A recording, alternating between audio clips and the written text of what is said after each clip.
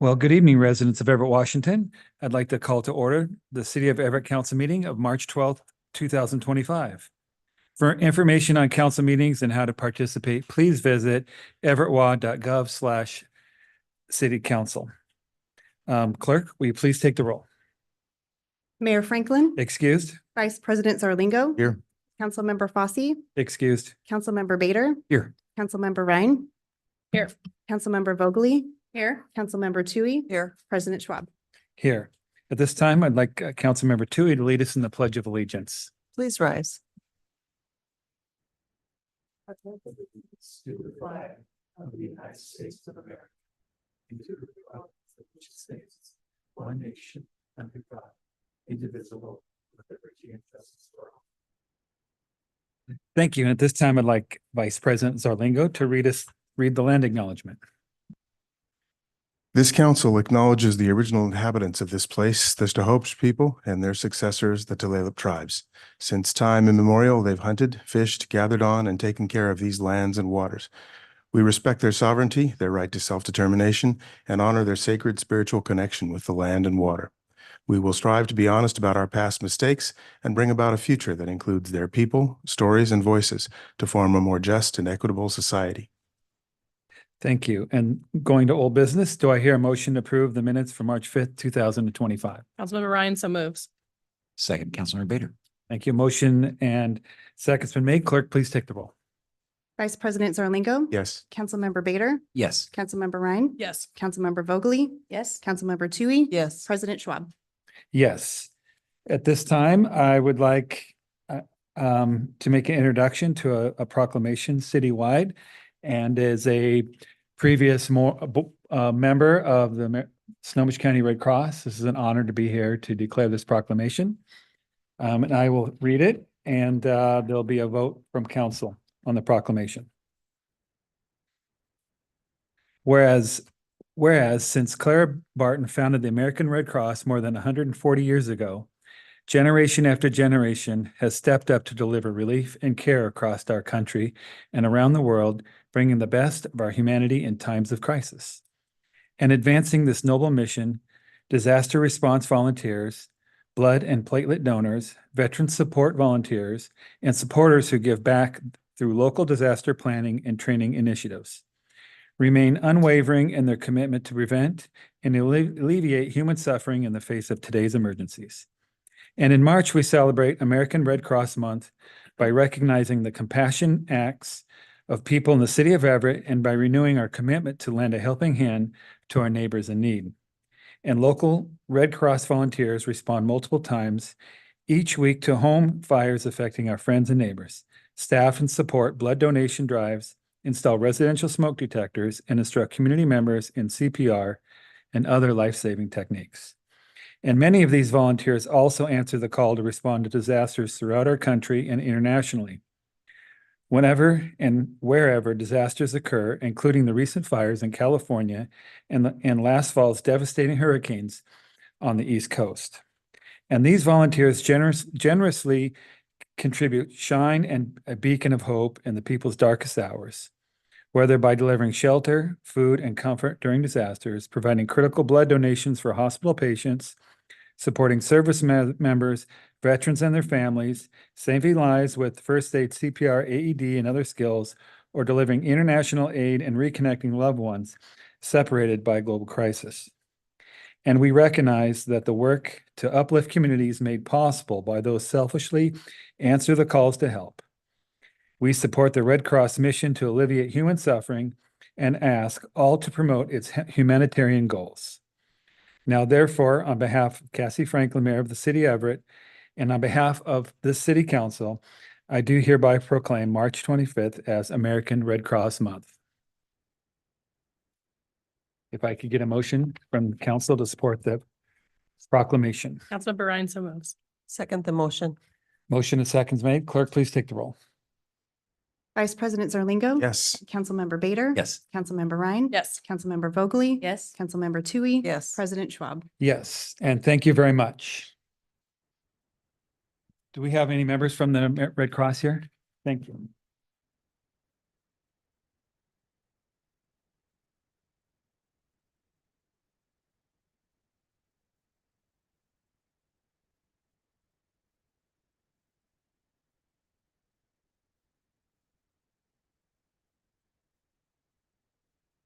Would you like to speak? Yeah. Is that better? Well, thank you so much. Thank you very much, Councillor Schwab, and thank you to you all. It's a pleasure to be here. I'm Alex Newman, the Executive Director for the Northwest Washington chapter of the American Red Cross. This really means a lot to us. Our office is just down the road. We are headquartered right out here of Everett, though we represent the 5 counties of Northwest Washington.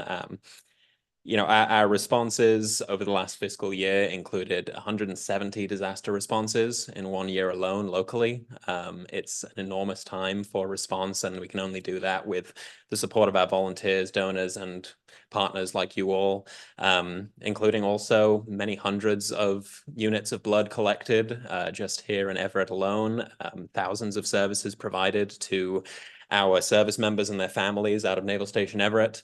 I am just very grateful for this, for your partnerships. You mentioned the LA fires, and I returned recently from deployment down there, and I can tell you while the destruction is unimaginable, the community resiliency was incredible as well.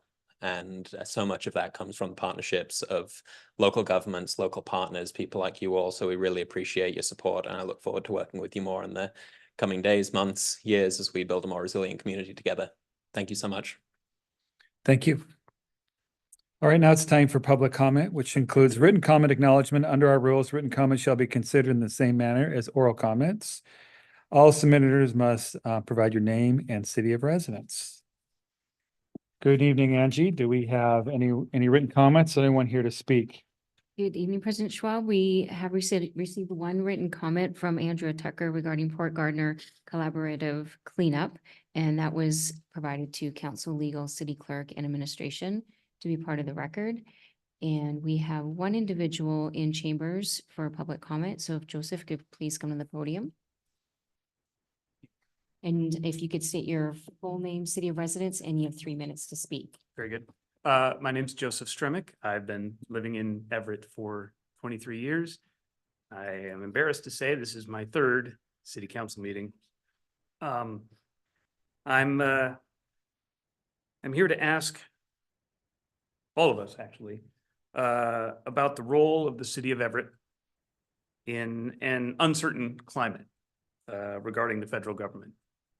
I'm hoping that the city of Everett can find some policy or mechanism that can help protect our fellow residents, friends, neighbors, merchants, teachers, students, coworkers, all at different levels of vulnerability from the actions of the federal government, which seems to be both overreaching and dismantling itself at the same time.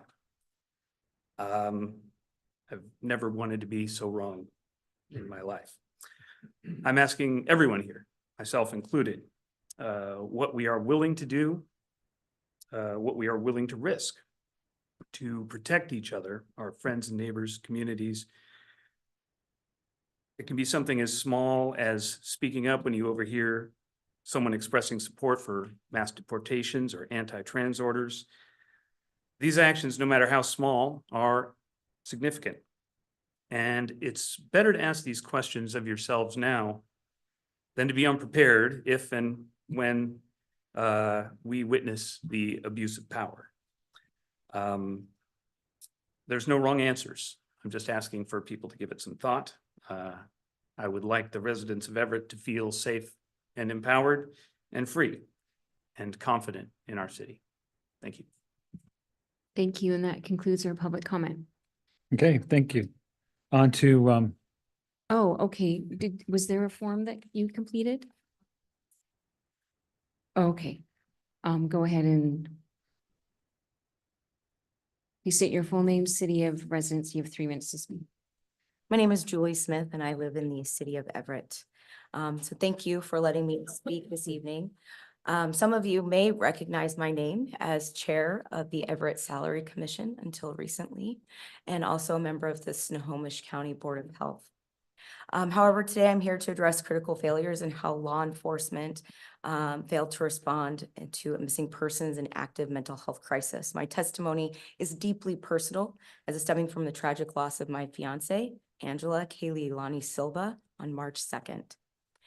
Ange left our home at 4:22 p.m., suffering from a mental health crisis, in which I called the Everett Police Department to report the situation and expressed that she had expressed her intent to kill herself and had access to a firearm. I was home within 7 minutes, however, she was already gone. Efforts to contact her through friends and family failed. When Rookie Officer Tyson Johnson called me back, I explained the crisis to him, her current FMLA leave to grieve the death of her mother and father, and pleaded for a search. He refused, citing that policy that adults have the right to leave even if they're suicidal, and that the search wouldn't begin for at a minimum 30 days. His tone was dismissive, and he suggested that if I had an issue, he would be off in an hour and I could call back and somebody else might give me a different answer.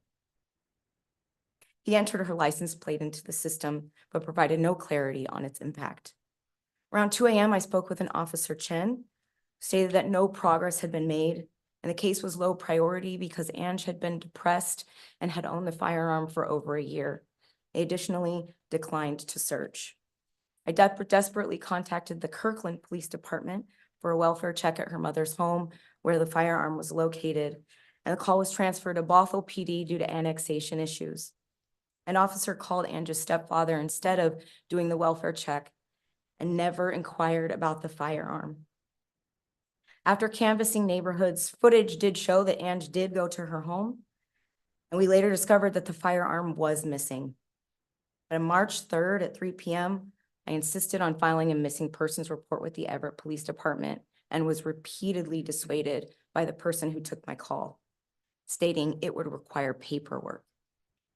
Officer Chan finally arrived at 10 p.m., over 24 hours after my initial report and 7 hours from the request to file a missing persons report. And less than 12 hours later, Officer Chan was back at my house reporting her death. Medical examiner confirmed that Ange was alive on the 2nd, and she was alive on the 3rd, and she was alive on the 4th. She was found just 12 minutes from her family home. A timely search could have saved her. Compassion from the officers that I spoke to could have saved her. Phone tracking most certainly would have saved her. And an investment in real-time plate tracking like cities like Arizona, Phoenix, Arizona could have saved her. This tragedy underscores the systemic failures in responding to mental health crises and the inadequate resources that the city of Everett and surrounding precincts have. Ange was an active mental health crisis, expressed suicidal intent, and had access to a firearm, and yet 3 police departments failed to act. I share Ange's story today not only to honor her life, but to also urge the city of Everett and the partner law enforcement agencies to address the critical gaps in policy, practice, and resources, including real-time plate tracking devices. Mental health crises demand immediate, compassionate, and proactive response. And I hope that bringing this issue to your attention, we can work together to ensure that no other family endures the pain and the loss that mine has. Thank you for your time.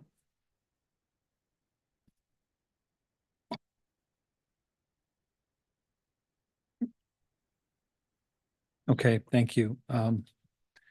On to council comments. Councilmember Zarlingo. Thank you. I'll leave to co-chairs Ryan and Vogely a recap of our Parks and Built Environment Committee meeting today. Very, very good meeting from my standpoint. So thank you for that. But again, I'll pass that to you. And just a quick note on a couple of things. Been working with the Snohomish County Tomorrow's Exploratory Committee, figuring out what this county, what this committee will do and try to help integrate Everett's actions with those of the rest of the county.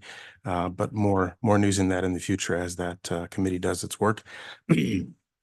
And then lastly, working on budget policies and discussions that you'll hear more about as we in the council do more in the weeks to come. I think there'll be a meeting, let's see, 5 o'clock next Wednesday. in this- 5:30.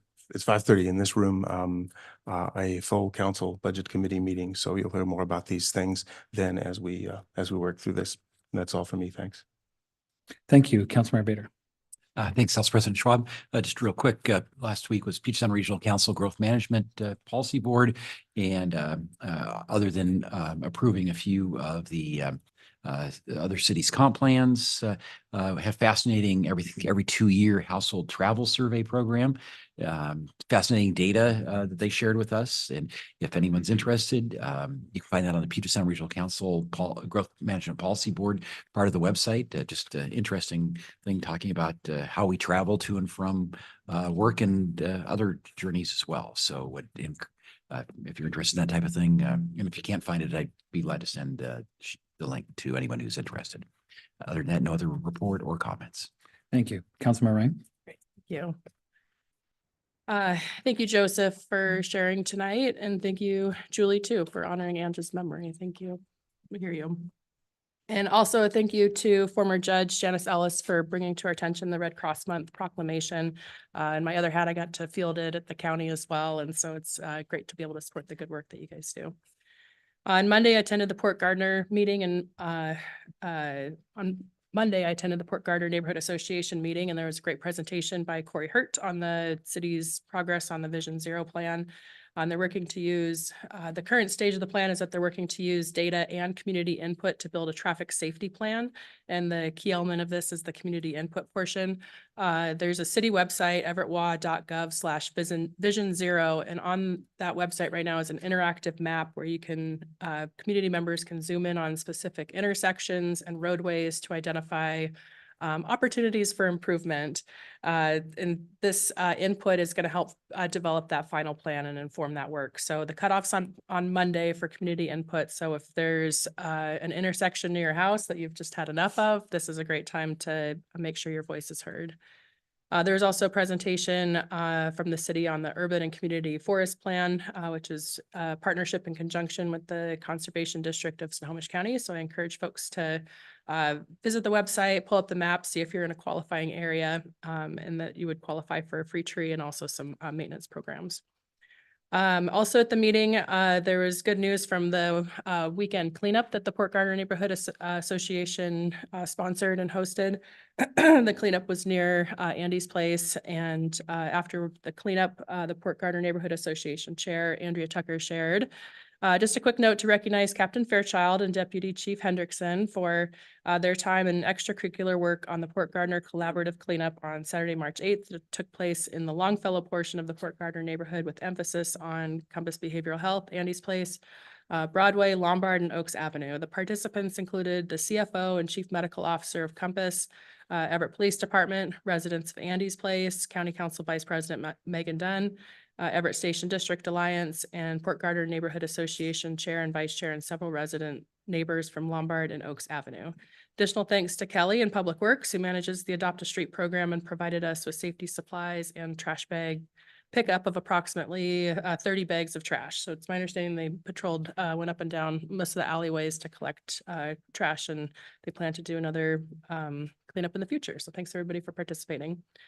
Earlier tonight at our Parks and Built Environment Committee, we had a really great discussion and presentation from an organization in the area called LISC. It's actually a national organization, but they have smaller chapters across the United States, the Local Initiative Service Corps.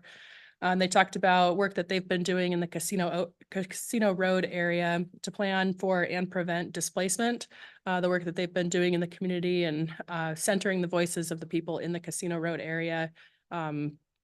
Their guiding light is that the community is worth preserving. So they're working hard to make sure that not just mitigate displacement, but to have policies that are anti-displacement. And it's also in conjunction with work that's happening at the Puget Sound Regional Council to plan for growth coming up ahead. And then York was also on hand too from the planning department, our planning director, to provide the more technical details on our comp plan and how the work that LISC has been doing, the voices in the community from Casino Road are all being incorporated into our comp plan to plan ahead for when light rail eventually does make it here to Everett. So good work there. And I definitely recommend folks checking out the video and the presentation because it was really informative. Thank you. Thank you. Councilmember Vogely. First, thank you, Councilmember Paula Ryan, for speaking to the meeting that we had earlier. I knew that you would do it justice, so thank you. It's where I live, but she talks so well and knows so much. Let's see, Joseph, thank you for your timely words. I often think of what I will say and do in these circumstances. I thought I heard your name was Joy, but Julie. Hard to find joy right now. I am so sorry for your loss.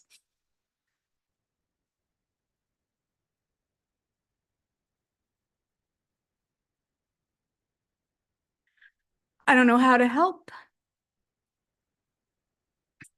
at this time, but what gets me is the fact that the city has FLAC system license plate trackers.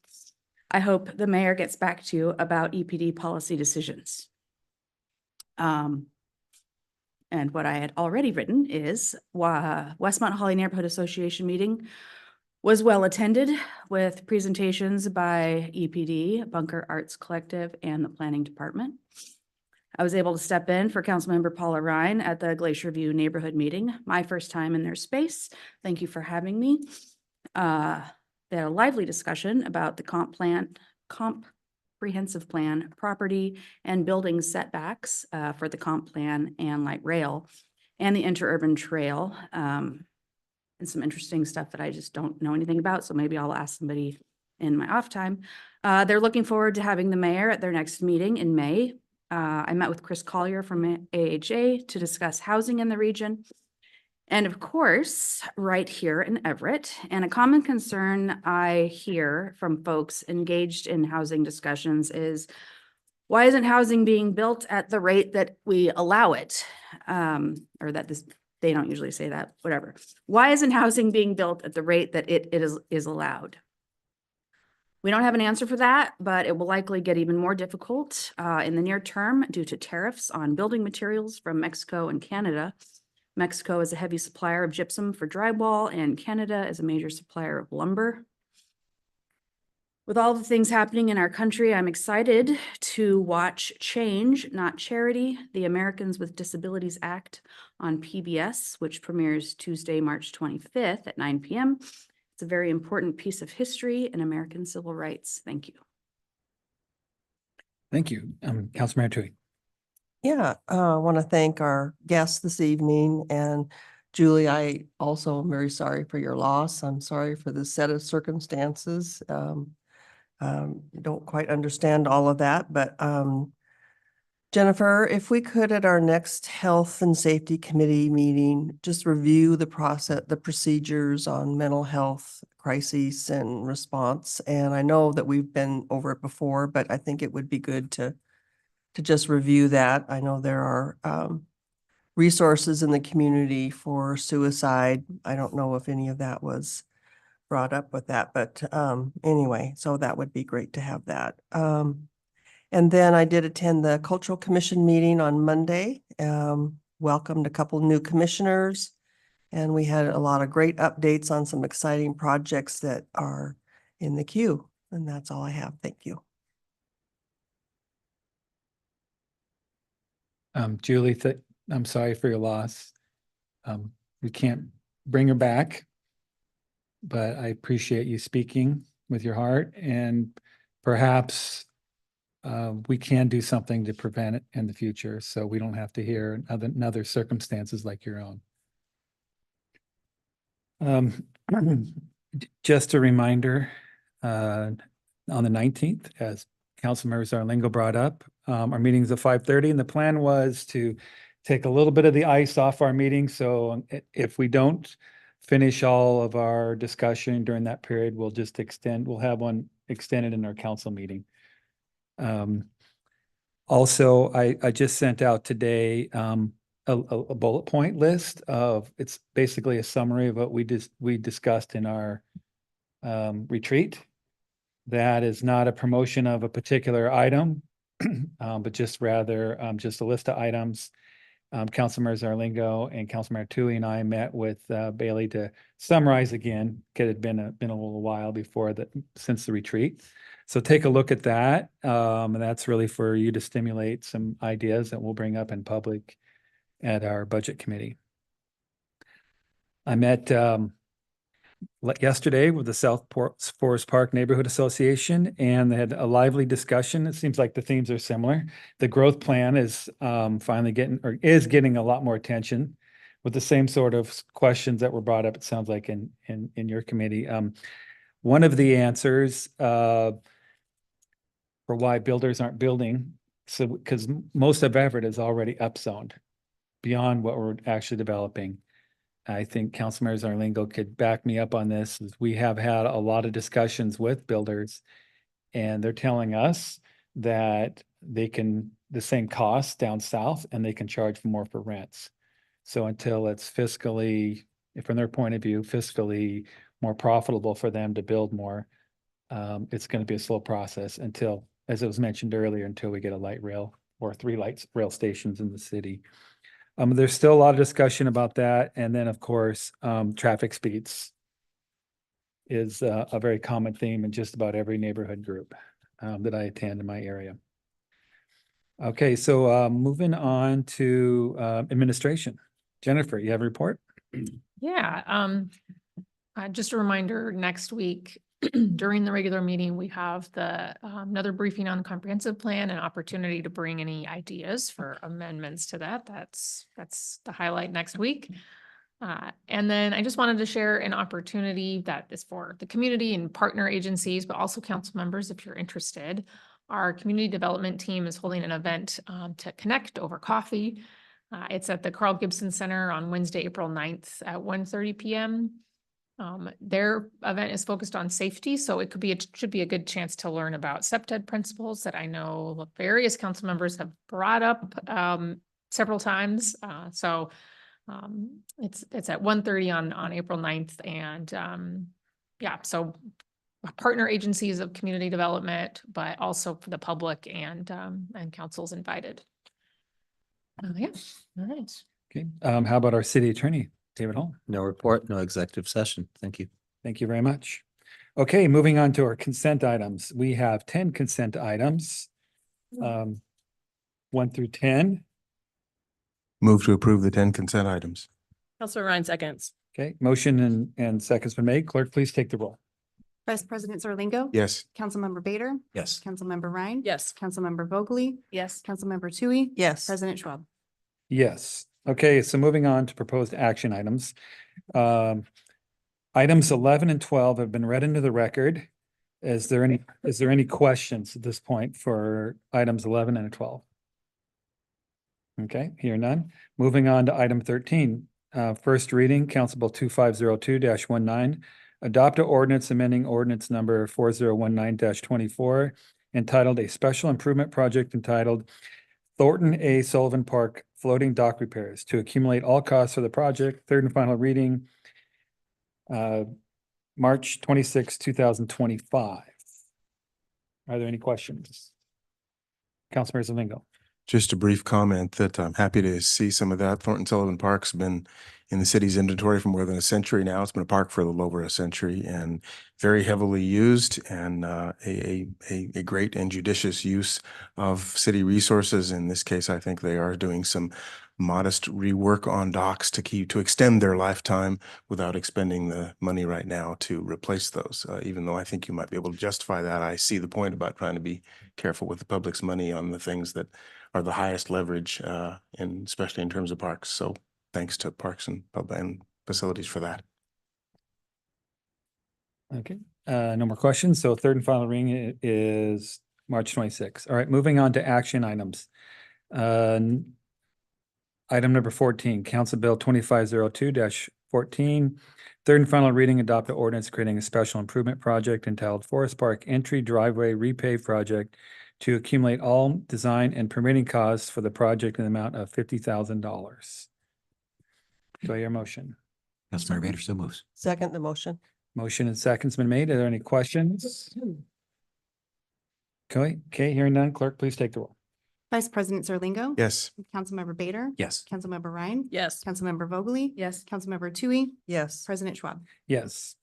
Okay, moving on to item number 15, Council Bill 2502-15.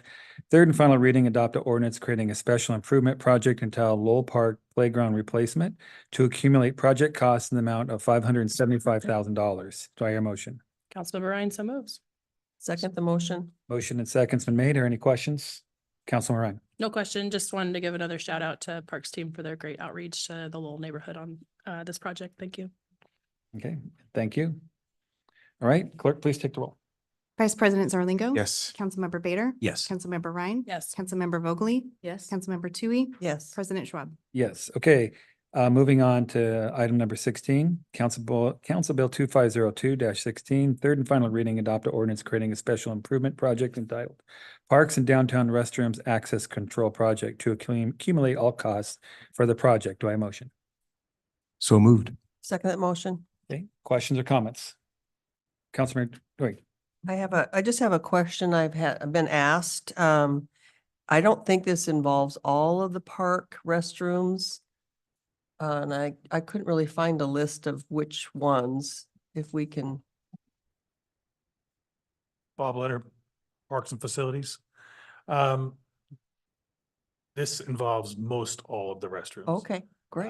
There are some restrooms that are not, a lot of our athletic fields that don't get regular use, like they are park restrooms, Okay, aren't included in this. They will probably get a different treatment.